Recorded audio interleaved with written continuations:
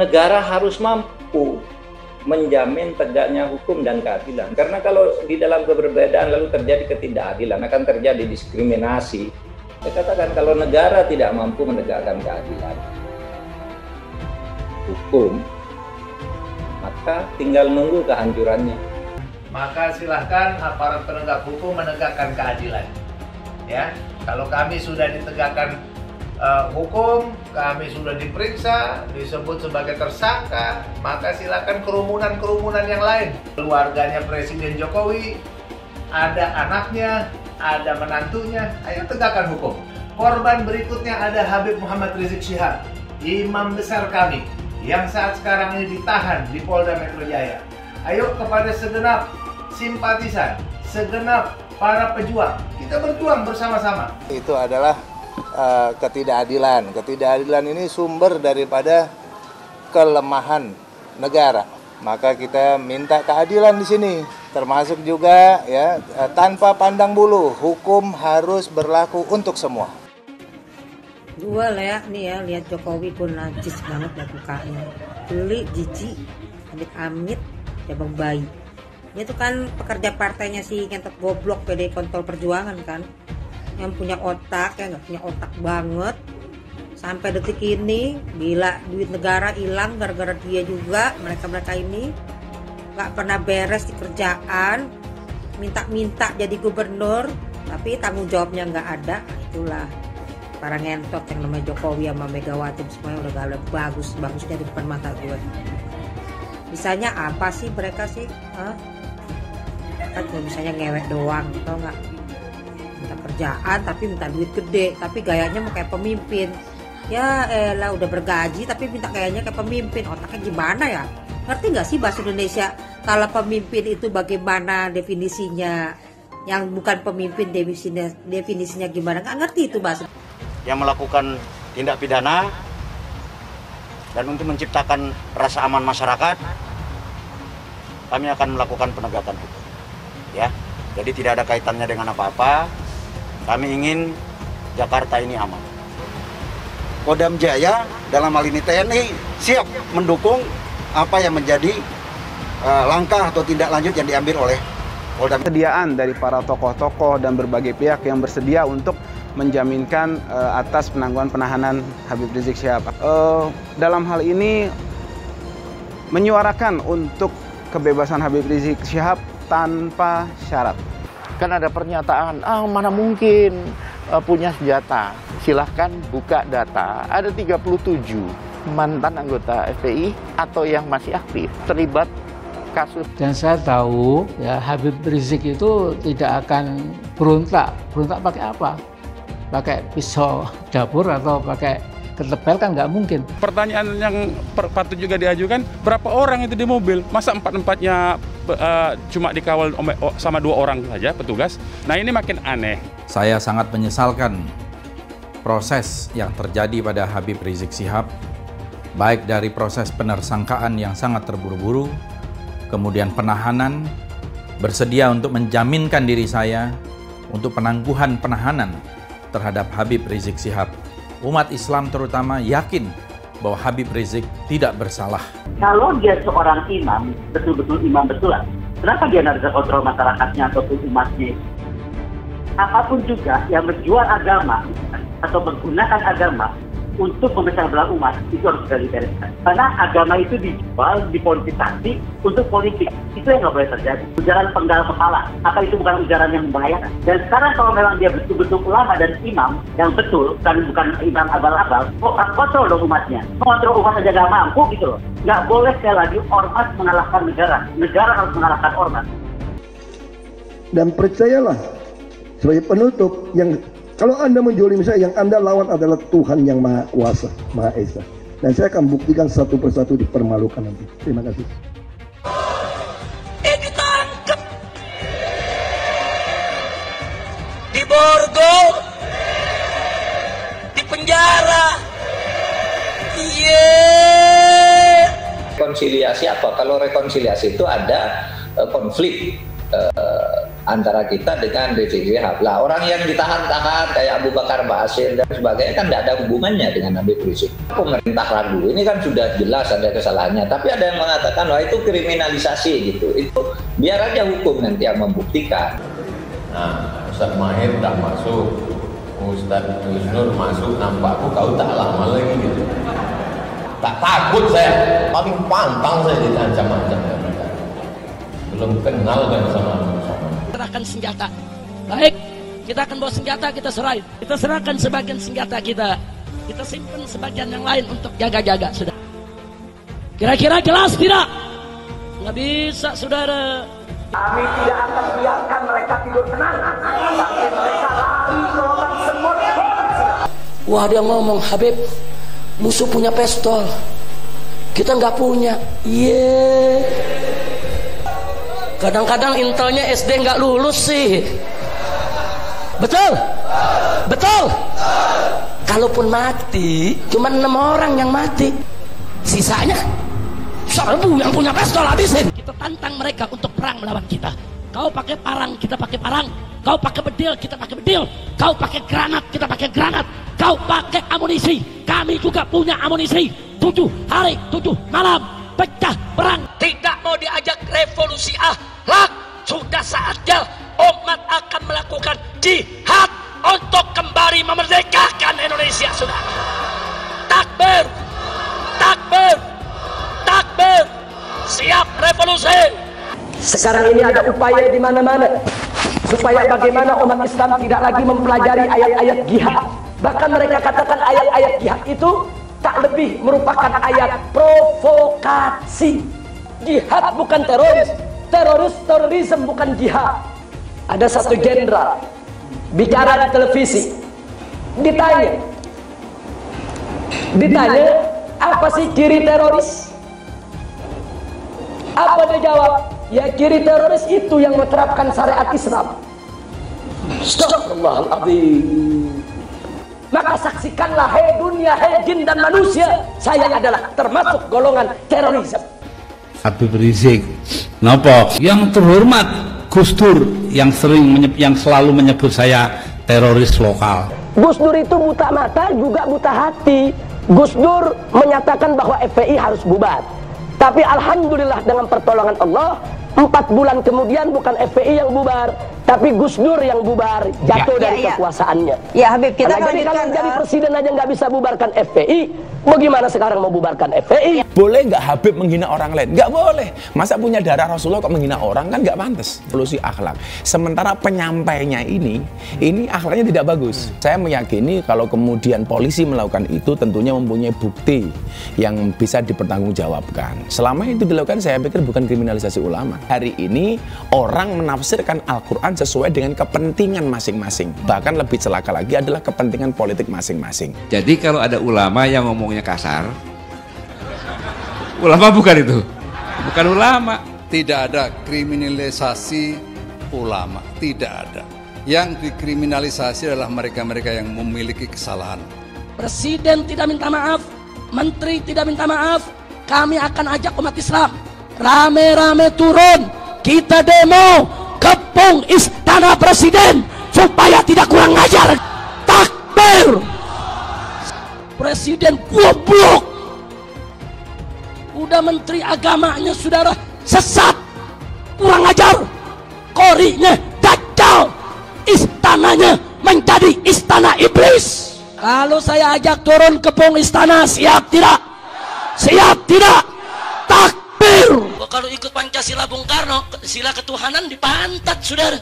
Video azan cuman hayya 'alal shalah diganti hayya 'alal jihad.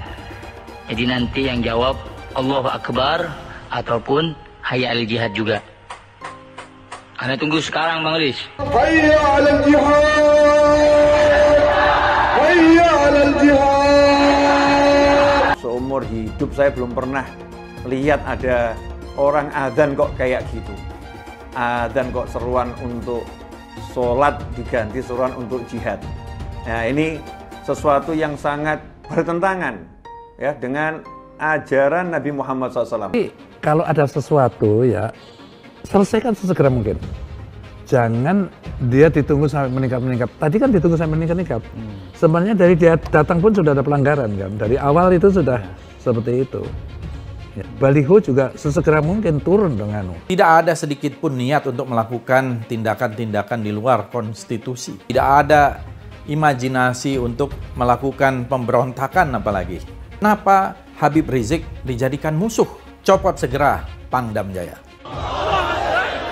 Jadi kalau tentara dan polisi nggak bisa menegakkan hukum di sana, nggak berani untuk menangkap para pelaku, suruh pakai BH sama rok. Saya mau tanya, namanya kita ganti jangan? Jadi apa? Jadi apa? Teriak yang serempak, lebih keras, lebih kompak. Jokowi kita ganti namanya menjadi Jokodok sudah. Setuju? Siap turunkan Jokodok. Siap turunkan Jokodok. Siap lengserkan Jokodok. Takbir. Siap turunkan Jokodok. Apa pantas odok mondok di istana? Siap keluarkan dari istana. Siap lengserkan. Takbir. Siap serbu istana. Siap serbu istana. Siap ambil alih kekuasaan. Takbir. Kalau besok terjadi lagi peristiwa penyerangan terhadap umat Islam, saya minta kepada umat Islam tidak usah nunggu pemerintah, bunuh semua pendeta yang terlibat. Takbir. Berani bunuh pendeta-pendeta radikal, berani habisi Kristen radikal. Takbir. Berani, benar, dan berani. Pelanggaran itu ditindak sesegera mungkin. Dalam waktu kurang dari 24 jam, Pemprov DKI menegakkan aturan. Artinya yang melanggar ya harus ditindak. Itulah yang kita lakukan. Kalau ada satu gambar binatang, terus ditulis Habib Rizik, berarti itu menghina saya sebagai binatang. Walaupun itu gambar bukan gambar saya, saudara. Itu penghinaan kepada Nabi alaihi salatu wassalam. Boleh kita menghina Yesus mereka. Apa boleh kita menghina Tuhan mereka? Yang menghina Nabi, menghina Islam, menghina ulama, proses, betul. Kalau tidak diproses, jangan salahkan umat Islam kalau besok kepalanya ditemukan di jalanan, saudara. Takbir. Takbir. Siap bela Nabi. Siap bela Nabi. Siap mati untuk Rasulullah. Takbir. Kita doakan Habib Rizik, Allah Ta'ala panjangkan umurnya. Jadi pemimpin insya Allah di Indonesia. Yang kedua, Allah pendekkan umur Megawati Pak Jokowi. Al-Fatihah. Ada lonte hina Habib. Lonte ikut-ikutan ngomong. Lonte hina Habib digagak polisi. Ditangkap enggak? Dijagain. Jangan-jangan minta jatah kali.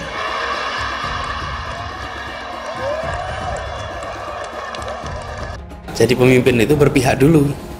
Ada keberpihakan, dari keberpihakan dibuat mekanisme aturannya.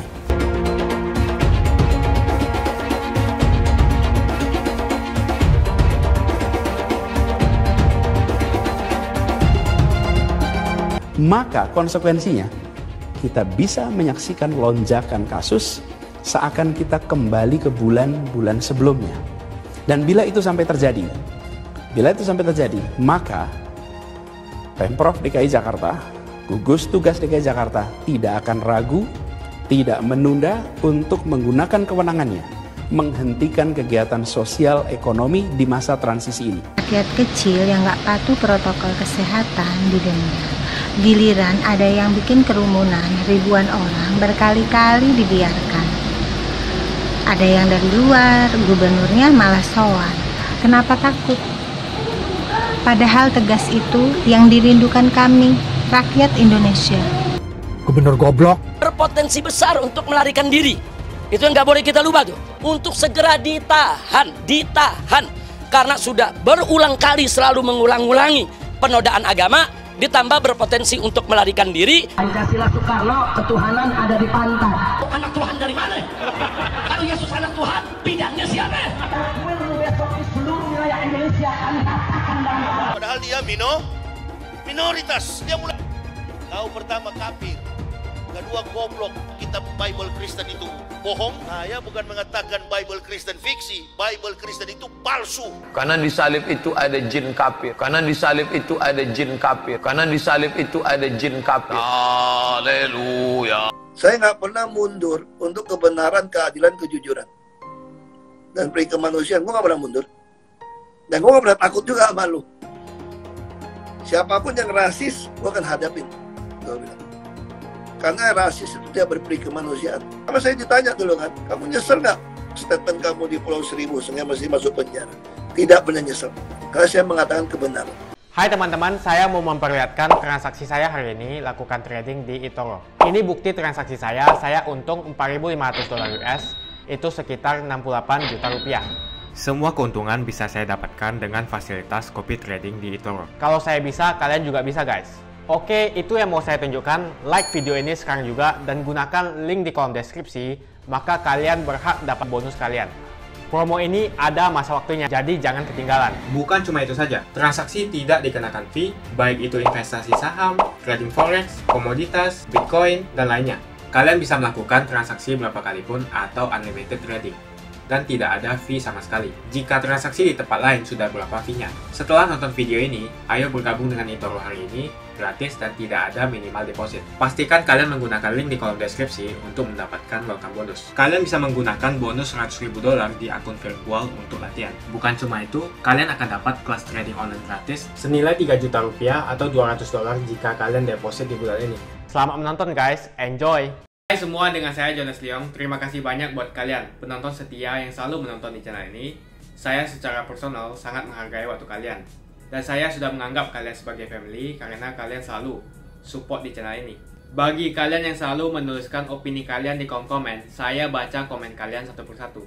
Saya baca komen kalian untuk mengetahui opini kalian, tanggapan kalian, dan masukan kalian sangat berguna untuk video selanjutnya.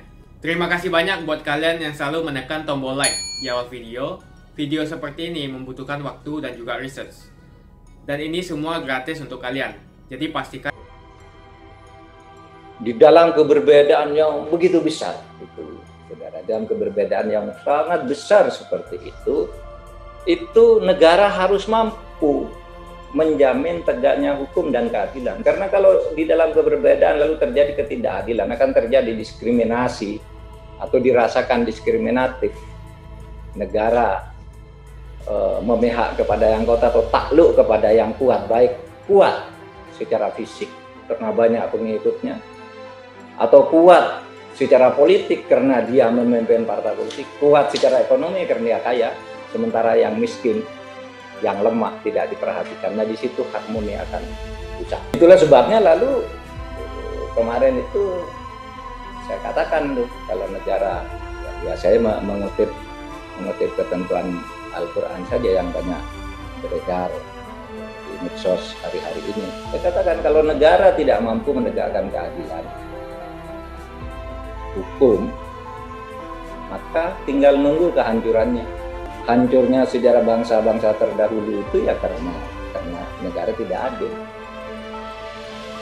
Oleh sebab itu, siapapun, ya pemerintah yang sekarang, pemerintah yang dulu, pemerintah yang akan datang, sama aja. Tuntutannya tegakkan keadilan. Kalau keutuhan bangsa ini dengan segala harmoni yang dibangunnya itu ingin dijaga. Kalau enggak ya tinggal nunggu waktu.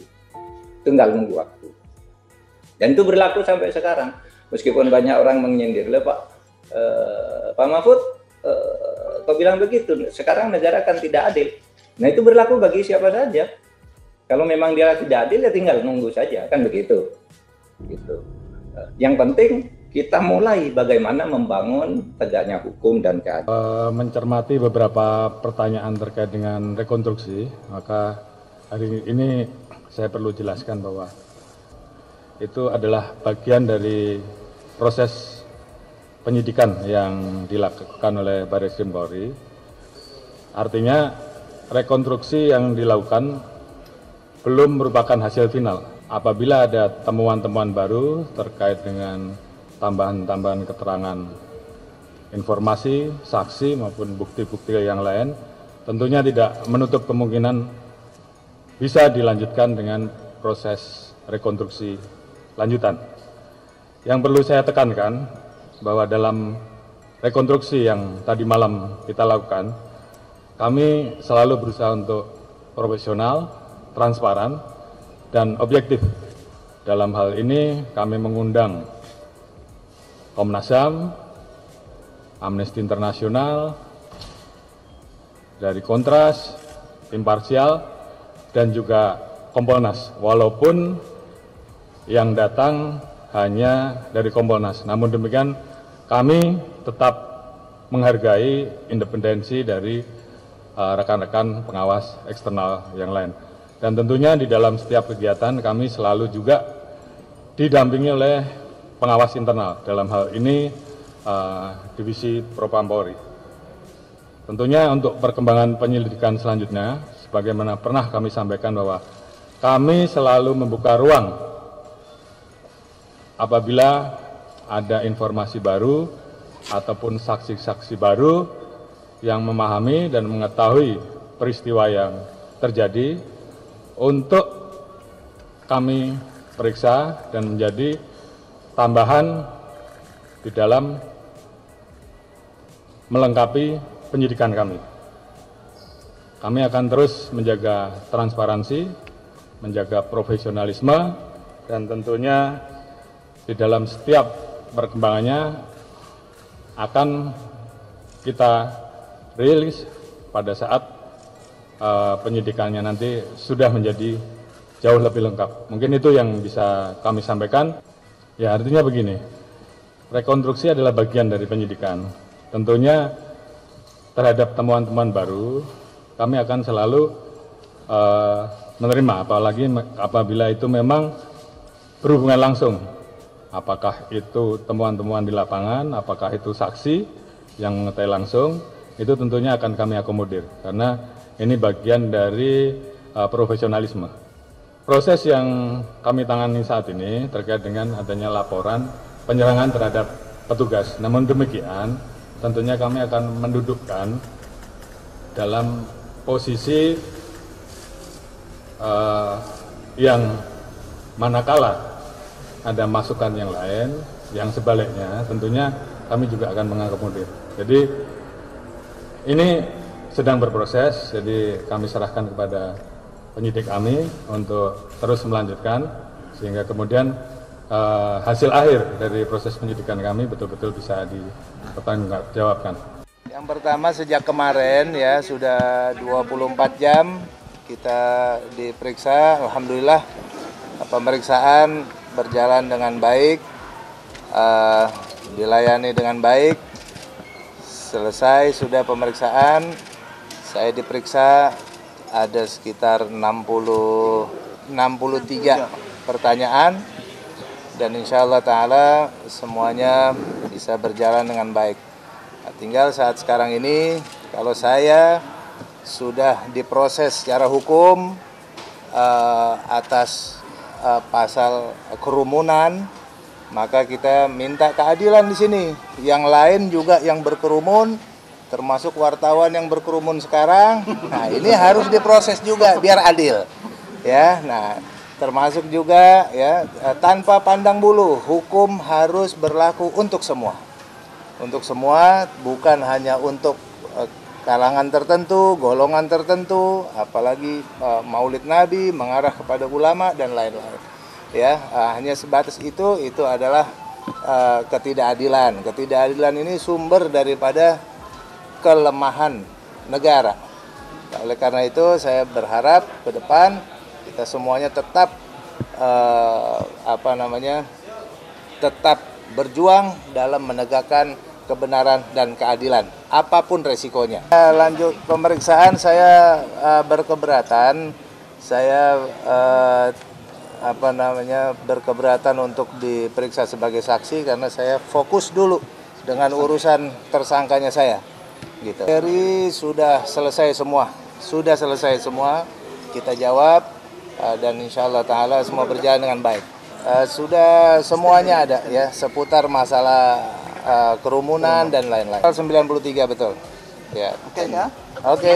Kalian menekan tombol like-nya supaya saya mengetahui kalian menyukai konten yang saya bagikan. Habib Rizik itu seorang pejuang ya, artinya siap menghadapi resiko apapun. Akan tetapi kita tidak bicara siap atau tidak siapnya beliau, kita bicara mengenai bagaimana penegakan hukum ini berjalan dengan adil dan kebenaran dapat kita suarakan juga ketidakadilan. Itu secara logika hukum itu, menghasutnya itu ketika ada peristiwa di Tebet, kalau hasil otopsi kita tidak pernah menerima dan kita menganggap tidak ada otopsi. Karena otopsi itu harus dengan persetujuan keluarga dan keluarga menolak adanya otopsi itu, menolak dimandikan. Menurut pihak kepolisian mereka melakukan otopsi. Saya melihat yang pertama, jenazah pertama ya, ada dugaan banyak bekas penyiksaan karena nggak lazim jenazah di sininya agak terkelupas gosong seperti itu. Kita belum menanyakan hal tersebut. Itu ada ranah dari Komnas HAM. Kita sudah menyerahkan kepada Komnas HAM mengenai kelaskaran dilarang membawa atau menggunakan senjata api, dalam hal ini termasuk senjata api. Nah, kemudian juga pernyataan dan penjelasan dari pihak keluarga. Mereka mengatakan ya jangankan senjata api ya, itu jauhlah dari sisi harga lebih baik kita untuk membantu bencana kemanusiaan dibanding untuk membeli itu gitu kan. Upayanya kita tetap menyuarakan ini ya, supaya kebenaran dan ketidakadilan serta dugaan pelanggaran HAM ini segera terkuak, siapa aktor intelektualnya, kemudian siapa pelaku-pelakunya, dan harapan kita ini yang terakhir adalah kita sangat sayangkan dan semoga ini menjadi hal yang terakhir. Yang pertama, perbedaan pendapat, dua versi, dua pihak, hal yang biasa. Tinggal pertanyaan yang muncul adalah dasarnya apa? Harus ada bukti, harus ada fakta yang sahih, ya, yang bisa dipertanggungjawabkan. Baru kita boleh menganalisis atau boleh berpendapat. Bisa berasal dari saksi, bisa berasal dari barang bukti yang kemudian sudah diolah dengan scientific crime investigation. Ketika kita hanya berdebat, tidak ada habisnya.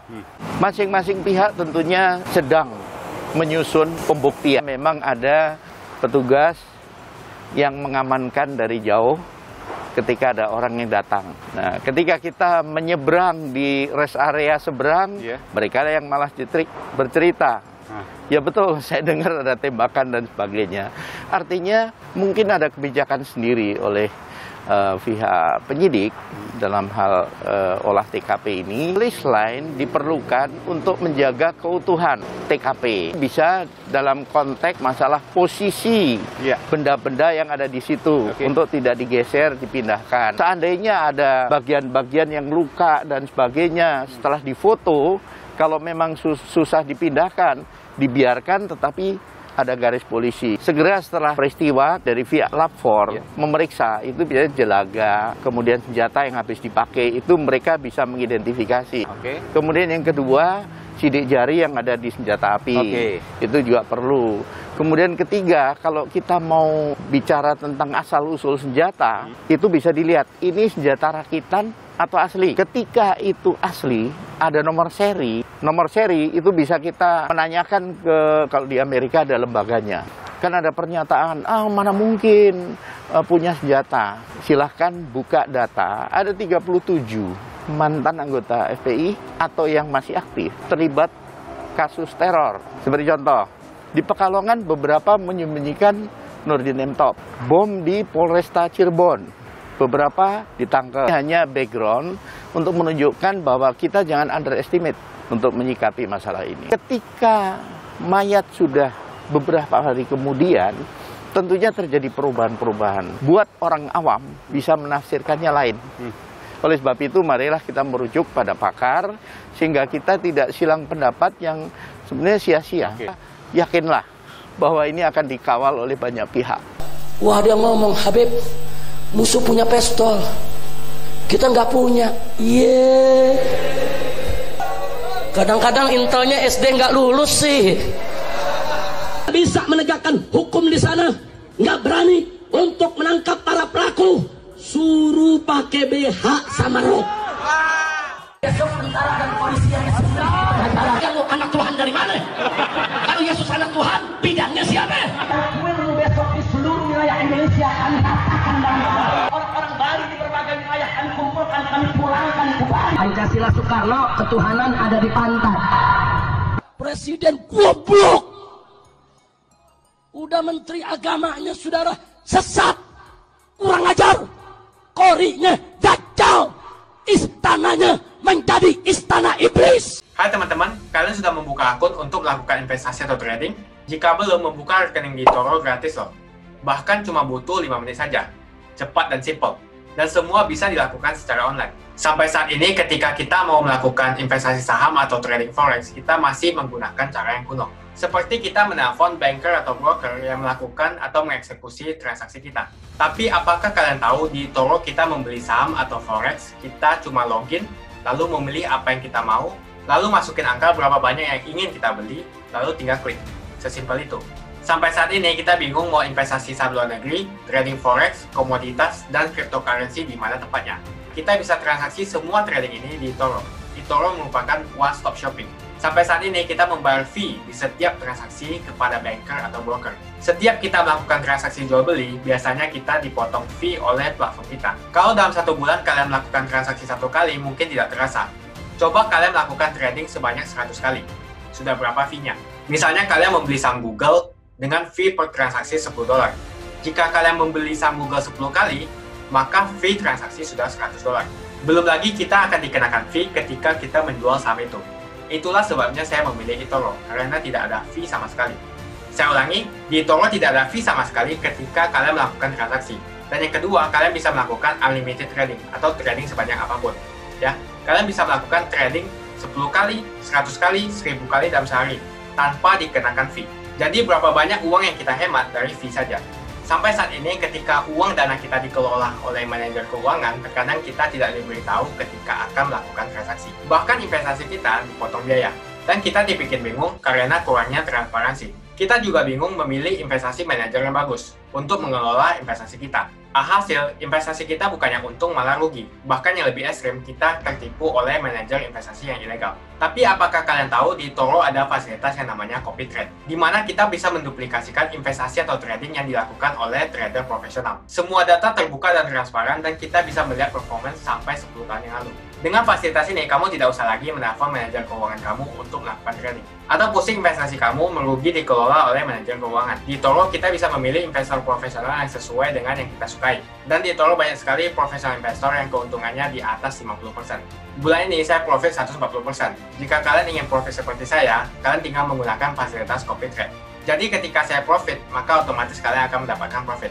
Mau beli saham Google, 1 unitnya mahal. Di eToro kalian bisa beli di bawah 1 unit atau pecahan unit. Contohnya kita membeli saham Google dengan hanya $50 saja, yaitu 0,02 unit. Di platform lain, kalian diwajibkan untuk membeli minimal 1 unit atau $1.500 untuk saham Google. Dengan $50 atau Rp700.000 saja, kalian sudah bisa memiliki saham Google.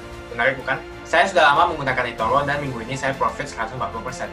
Jadi bergabunglah dengan eToro dan mulai profit hari ini. Jadi apa yang kalian tunggu, mendingan kalian cobain sendiri aja deh. Tutorial bisa kalian cek di kolom deskripsi dan kalian harus menggunakan link di kolom deskripsi untuk mendapatkan welcome bonus. Jika tidak, maka tidak akan mendapatkan bonus. Dan gunakan bonus $100.000 di akun virtual Anda untuk mengenal lebih jauh tentang eToro atau bisa digunakan untuk latihan. Bukan cuma itu, kalian akan dapatkan kelas trading gratis yang nilainya Rp3 juta jika kalian deposit di bulan ini. Makasih banyak buat kalian yang nggak skip dan nonton video ini sampai habis.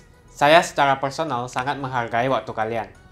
Makasih banyak buat kalian yang sudah tekan tombol subscribe, dan makasih banyak buat kalian yang sudah tekan tombol loncengnya. Jangan lupa bagikan informasi ini ke teman atau family Anda. Mungkin teman atau family Anda membutuhkan investasi ini. Oke guys, sekian dulu dari saya. Jangan lupa follow Instagram saya di @johannesleongofficial untuk kata-kata motivasi setiap harinya. Bagi kalian yang termotivasi nonton video ini, ayo like video ini dan subscribe di channel ini. Dan buat kalian yang sudah subscribe di channel ini, jangan lupa tekan tombol loncengnya supaya kalian mendapatkan notifikasi setiap kali saya upload video. Hai teman-teman, terima kasih banyak buat kalian yang sudah menekan tombol join atau sudah bergabung di channel YouTube Jonas Leong. Ini adalah salah satu feature dari YouTube di mana kalian bisa mensupport channel Jonas Leong untuk lebih semangat membuat konten-konten lainnya. Apa kelebihan ketika kalian join membernya Jonas Leong? Yang pertama, kalian akan mendapatkan badge atau tanda khusus untuk kalian semua, seperti ini. Kita mulai dari new member, 1 bulan, 2 bulan, 6 bulan, 1 tahun, dan juga 2 tahun. Jadi semakin lama kalian berlangganan dengan membershipnya Jonas Leong, maka page Anda akan berevolusi menjadi lebih bagus dan menjadi lebih baik lagi. Yang kedua, kalian bisa menggunakan banyak emoticon yang bisa Anda pakai, seperti ini. Jadi kalian bisa berekspresi menggunakan emoticon yang sudah saya sesuaikan untuk kalian semua pendukung Jonas Leong. Tentu saja ada perbedaan antara orang yang belum membership dan sudah. Dari segi tampilan nama yang di-highlight dan juga logo di samping nama ketika Anda komen. Dan juga komen kalian akan lebih sering saya reply dan juga akan saya pin atau feature di setiap video. Buat kalian yang tidak bisa ikutan atau bergabung membership, tidak masalah.